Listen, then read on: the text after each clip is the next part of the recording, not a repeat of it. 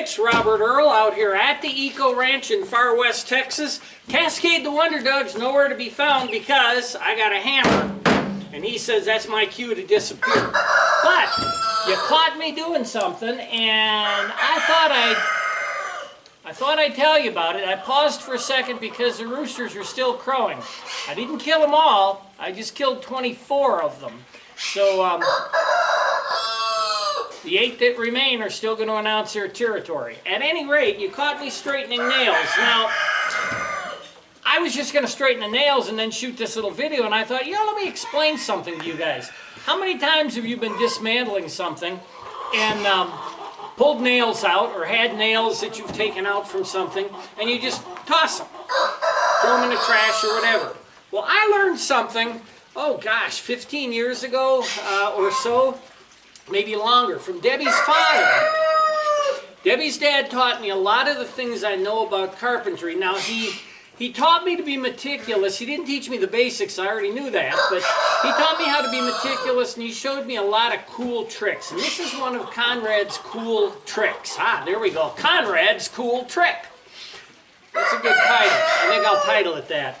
At any rate, what he would do is at the end of the day, like most workmen do, most tradesmen do, he would set aside a half hour, 15, 20 minutes to clean up the work site.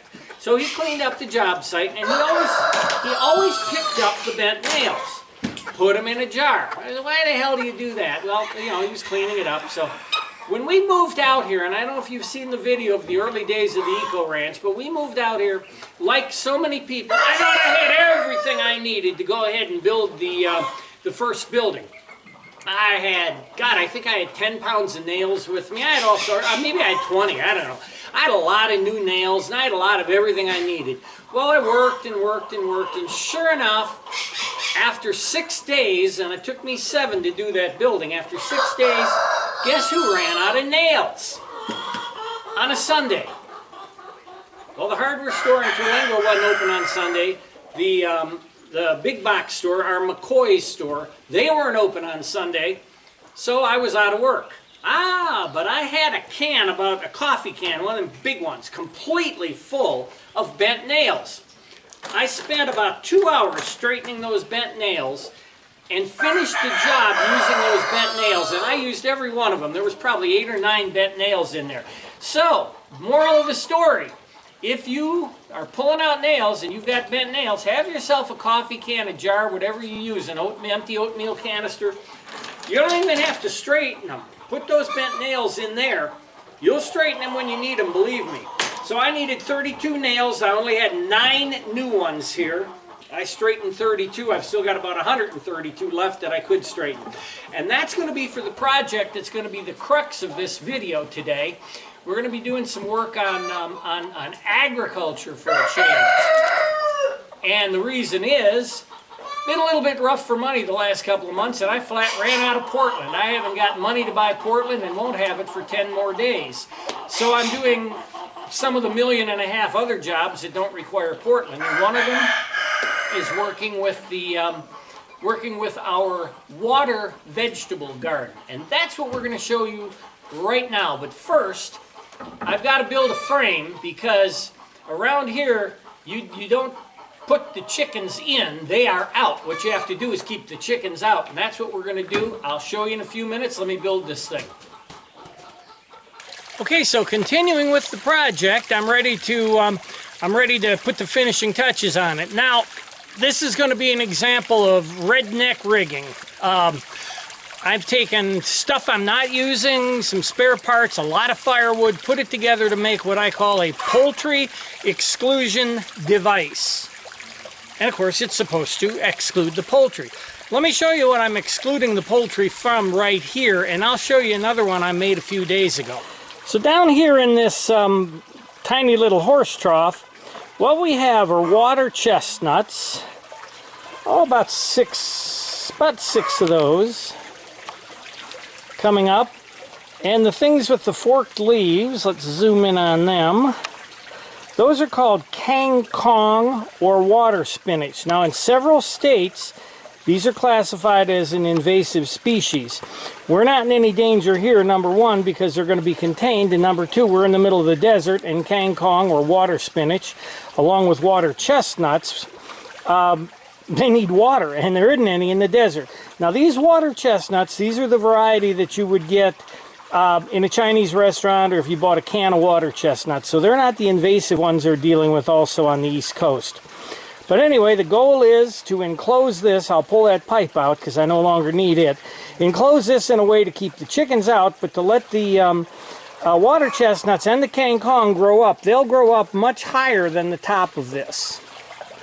But I will cut the kangkong as it gets high, and the water chestnuts will be just grasses. It'll grow up to the top, and the chickens will jump up there, and they'll graze on the tops.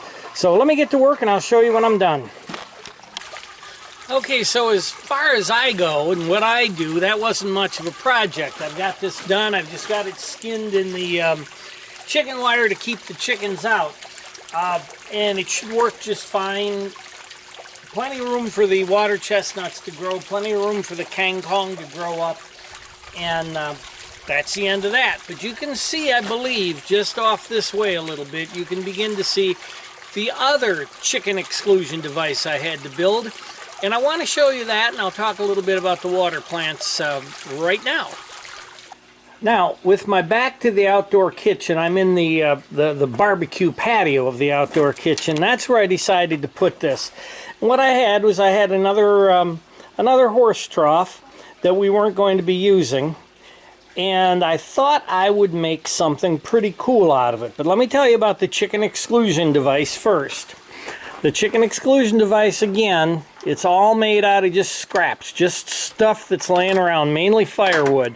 But I put a hinge on it so I could get in and out of the cage, essentially. Now in here again, if you look, I have the kangkong, the water spinach. I've got young ones popping up, and I've got the older ones. Now Debbie and I are going to taste these again because we, although I've had it many times in stir fry, we haven't had it raw, and I want to be sure she likes it. Now also in here I had to rescue some plants that were suffering from the chickens. They'll find a way in, anything they can get in. And that was my turmeric plants, which if it hadn't been for them eating them up, they'd be ready to harvest this year. Instead, it's going to be another year. Now also, I have some chives down here. Again, that's not a water plant. And I have mizuna. Mizuna is a Chinese green. Again, not a water plant, but it's a cool weather plant. And we're in August. It's August 3rd right now. And I got them in the mail for this winter. But I thought, let me try to plant a few right now. So we're going to see if the mizuna will work. Now, back to the ring. The water chestnuts and the water spinach, the kangkong, those are perimeter plants. They're going to grow on the wet, sloppy, muddy edges of a pond or a lake. And generally, I believe they have to have still water. So they have to be pretty much, they have to have wet feet but be out of the water. So that's why I put them in the planter in the middle of this ring here. That kind of simulates a pond's edge. So around the ring, now I don't have potting soil right now, so I can't plant the other plant. But around the edge here, I'm going to put another edible water, Asian water vegetable, and that's going to be water lotus. Now I'm going to show you the lotus and explain the lotus to you. All right, so what I have sitting in front of me here in the Chaos Kitchen is water lotus. Now, water lotus and water lily, people use those names interchangeably. Oh, it's a lotus. Oh, it's a lily. There is a difference that I wasn't aware of until I got the water lotus and grew it. Water lily pads will grow on the surface of the water. And essentially, a water lily flower will grow either on the surface or just a little bit up. Water lotus, on the other hand, the leaves will grow up away from the water's surface. They'll come up from the water. If this is the water, they'll be up here. The flower will be way up here. So that's your difference, and that difference, there's other differences, but that's your primary difference. So don't catch yourself saying water lily, water lotus interchangeably, because it's like calling a carrot a potato. And there's Cascade the Wonder Dog, finally figuring out I'm talking. However, I have got water lotus here. These are blue sapphire water lotus. It's kind of a variety that's, I guess, relatively unusual. I'll pull this one up.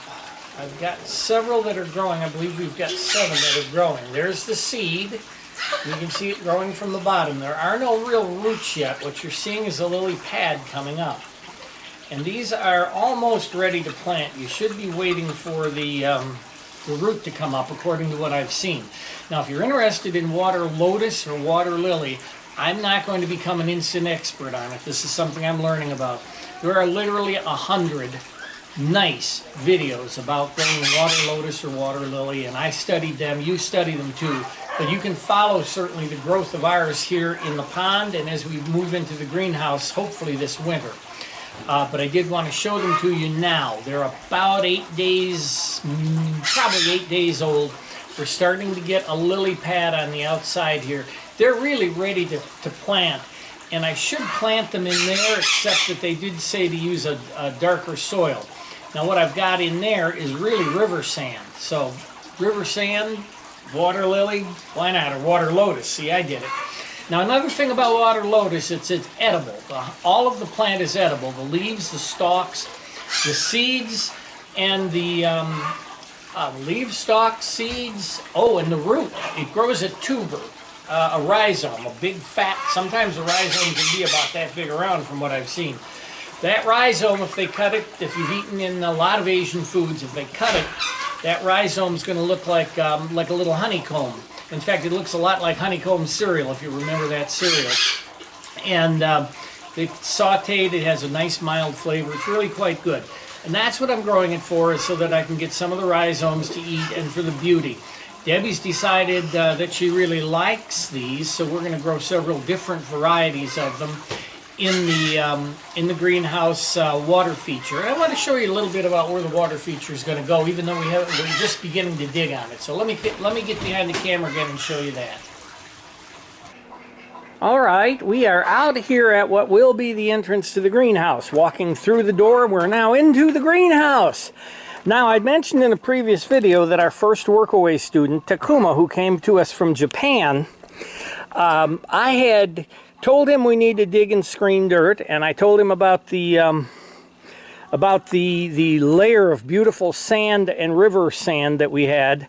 And I said, but I neglected, I guess, to tell him how deep it was. So while that right there is the layer of river sand, you see it's only about 2 feet deep. Takuma got here in the center and started digging and digging and digging. Well, he went down kind of deep.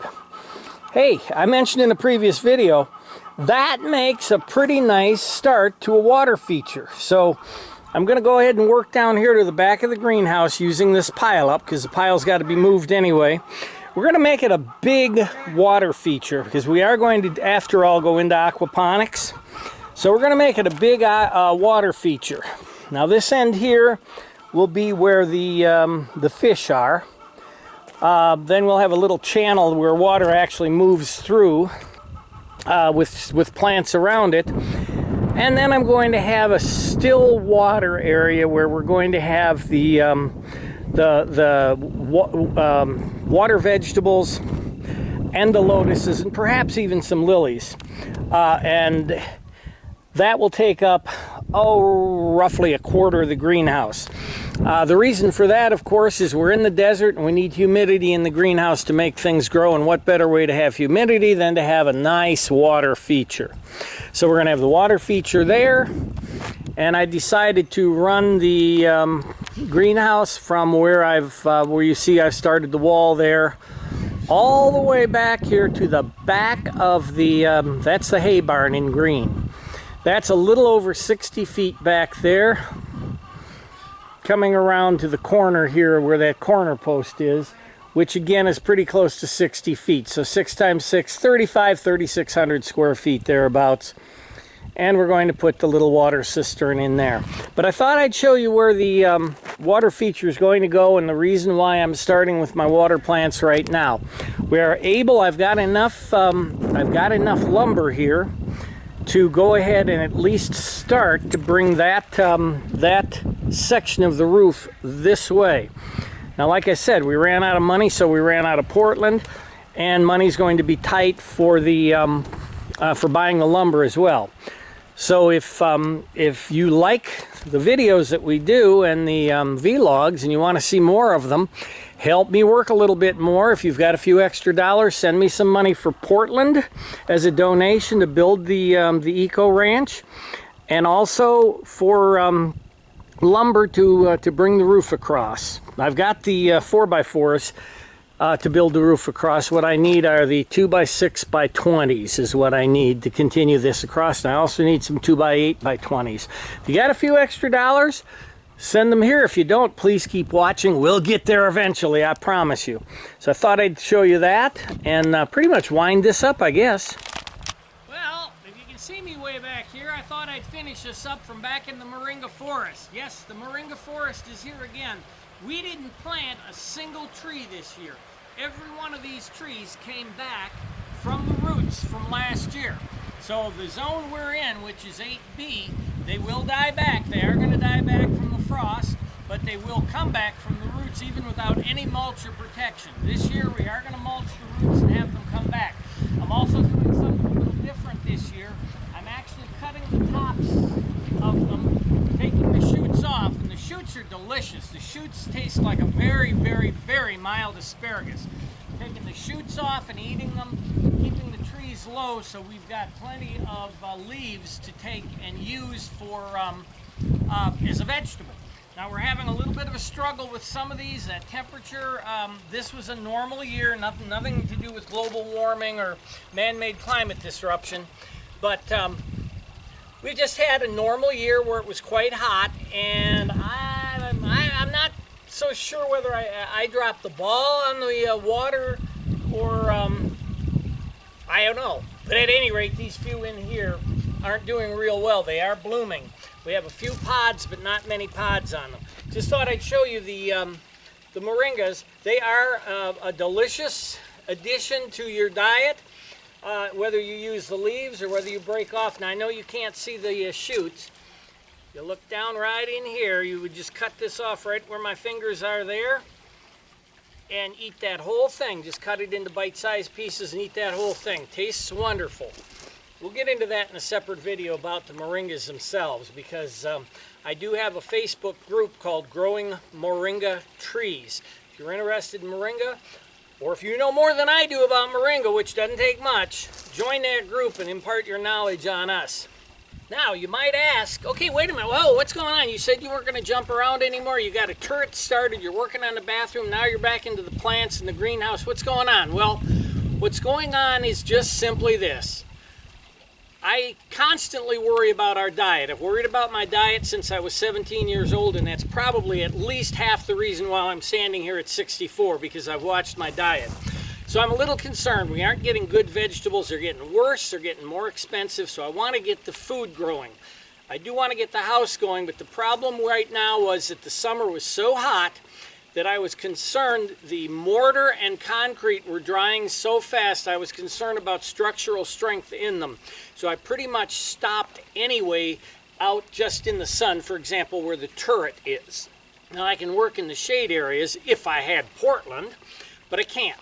So that's why I'm kind of jumping around a little bit. I'm doing some of the things that I can do in this heat. And believe me, the heat and humidity are just stifling. Right now, it's 101 degrees. It's August 3rd, but it's 101 degrees. But our humidity factor is right around 42%. That's a lot of humidity for 101 degrees. In fact, a story just came out today where the United Nations had said that in Pakistan, India, and Bangladesh, by mid-century, in my lifetime, they would be so hot that they could not sustain human life. Think about that. We've just got a little layer of atmosphere like an onion skin. That's all there is. An onion skin around an onion, with the earth being an onion and the skin being our atmosphere. we are making a difference, and that difference is making it significantly hotter in some places. They just also said they were expecting a high of 47 degrees Celsius in what looked like Venice, Italy. So whatever your feelings are, which I'm going to try to avoid politics particularly, but as far as I am concerned, when I'm speaking to you, man-made climate disruption is not up for debate. It's here. I've seen it firsthand. I'm not debating it. You want to debate it, fine. You know, I'm not an ostrich. My neck's not long enough. But at any rate, it's here. If we don't start worrying about growing our own food, holding on to our own infrastructure in case things collapse, we're going to have issues. So, Debbie and I have lived just fine the way things are right now, but we need our food supply secure. I'm working on a secure food supply, and as the temperature cools, we're going to really kick off on the rest of the building. So keep an eye out for me to finish the bathroom, guest bedroom, and work on that greenhouse. And if you're coming out this way, I could use a lot of help. I mean a lot of help digging and working with the rock. Come on by. You can stay for free. All I ask for is a couple hours work. Bring some Portland. If you like to drink beer, bring some beer too, because money's tight. Isn't it tight for everybody though? With that, the end of this vlog, August 3rd, 2017. Robert Earl out here at the beautiful Eco Ranch in Far West Texas. See you later.